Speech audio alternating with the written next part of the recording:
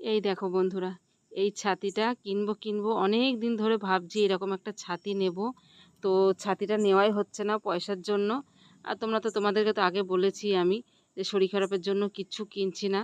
তো এই যে ধারে এই যে চিকচিকি দেওয়া, তারপরে এই যে জাল, মানে এটা আমার খুব পছন্দের ছিল।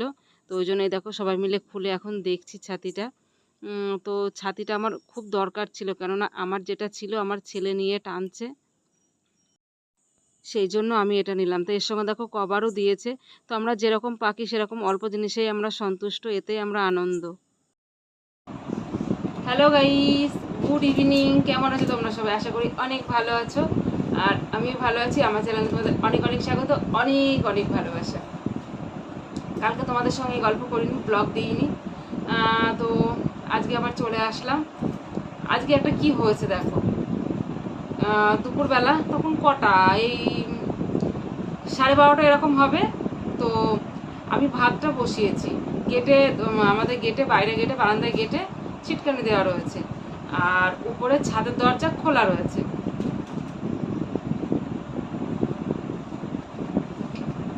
ছাদের দরজা খোলা রয়েছে। এবার এক উনুনে গ্যাসে একদিকে ভাত বসিয়েছি, একদিকে মুসুরির ডাল সিদ্ধ হচ্ছে।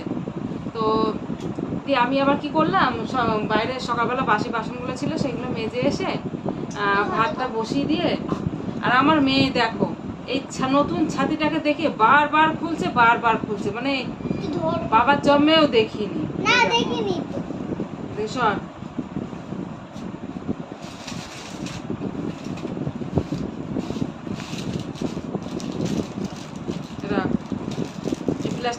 প্লাস্টিকটা দিয়ে এই কারণেই বৃষ্টি হলে পারে ব্যাগে রাখলে ভিজবে যারা।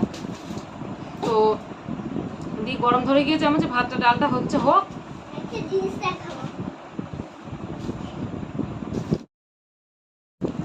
তো ভাতটা ডালটা হোক, আমি একটুখানি শুই, দিয়ে শুয়ে শুয়ে ফোনটা দেখছি।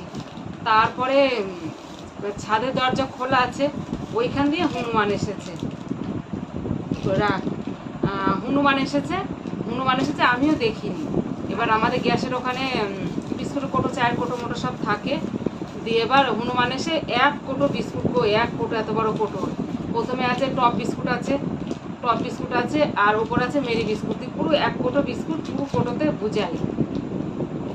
এবার শুয়েছি, আমি আর দেখিনি। ওদিক দরজা দিকগুলো ওদিক দিয়ে নিয়ে গেলে আমি কী করে দেখবো? আর যে মুহূর্তে মানে নিয়ে যাবে সেই মুহূর্তে আমার ছেলে পড়ে টরে বাড়ি এসে দাঁড়াতে বলছি, সেই মুহূর্তে আমার ছেলে পড়ে বাড়ি এসে দেখে ওই রকম। ও আবার একটা লাঠি নিয়ে ছাদের ওপর গিয়েছে, গিয়ে কি ধরতে পারে সে, মানে সে পগার পাড়। তো কতগুলো বিস্কুট। তারপরে কিছুক্ষণ পর গিয়ে দেখি আমি, আমাকে বলছে ও মা শিগগিরি ওঠো, ওই দেখো হনুমানে সব বিস্কুট নিয়ে চলে গেল। তো গিয়ে ও তো ছাদের দরজাটা দিয়ে আসলো। পরে আমি ছাদের রাস্তায় গিয়ে দেখছি খালি কোটোটা পড়ে রয়েছে, কোটোর মুটকিটাও নেই। তো এই তো হলো। তো আজকে রান্না করলাম মুসুরির ডাল, রুই মাছের ঝাল, তারপর আলু ভেন্ডি তরকারি, কাঁকরোল ভাজা, এগুলো করলাম গ্যাসে। তো তারপরে দেখো আমার কালকে একটু ইয়েতে যাব, বাবার বাড়ি যাব, ওদিকে দিদির বাড়ি পুজো আছে, মনসা পুজো। তো আমার মেয়ে দাদাকে বলছে, দাদা পপকর্ন নিয়ে আনবি, দিদা খেতে ভালোবাসে পপকর্ন, তো পপকর্ন নিয়ে আয়। তো এই দেখো আমাদের ওইদিকে পাওয়া যায় না, গ্রামের দিকে তো, মানে অনেকটাই গ্রাম, ওদিকে পাওয়া যায় না। তো 5 প্যাকেট পপকর্ন এনেছে, মানে এনেছে ওখানে গিয়ে ভাজতে হবে 5 প্যাকেট, 5 প্যাকেট।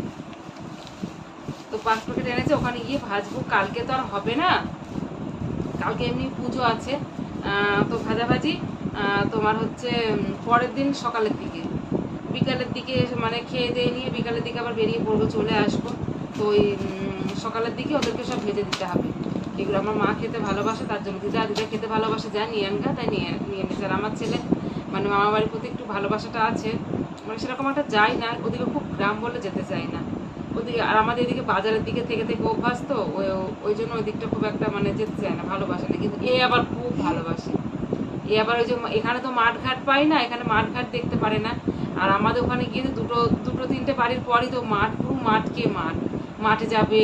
এই লঙ্কা গাছে জীবনে তো কোনোদিন দেখিনি, এখানে লঙ্কা গাছে লঙ্কা ঝুলছে, বেগুন গাছে বেগুন ঝুলছে, মাঠে কপি সবজি, এগুলো তো কোনোদিন দেখিনি। আরও তো দেখেছে, যে আরও তো এসেছে গাদা গাদা, কিন্তু জমিতে তো ওরকম দেখেনি।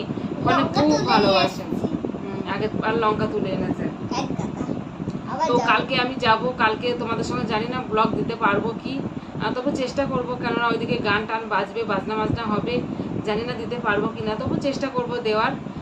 তো যাই হোক, আর বেশি কথা বলবো না, ব্যাগটাগুলো একটু গুছিয়ে গেছি রাখি, নাই কালকে আবার হুটো পাটা লেগে যায়। আর আমার একটা জিনিসই, মানে লোকে তো কোথাও গেলে আনন্দ করে যে যাব, আমার আবার টেনশন হয়, ওই যাব আবার খাটনি বাড়বে, এই জামা কাপড় বের করতে হবে, এই গুছাতে হবে, টেনশন যে খাটনি বাড়বে। আর এ তো সেই বাঁদর মতো লাফাচ্ছে, মানে আমাকে থির হতে দিচ্ছে না, যাব করে। তো যাই হোক, সবাই ভালো থেকো, আর দেখা হচ্ছে আবার নেক্সট ব্লগে। বাই।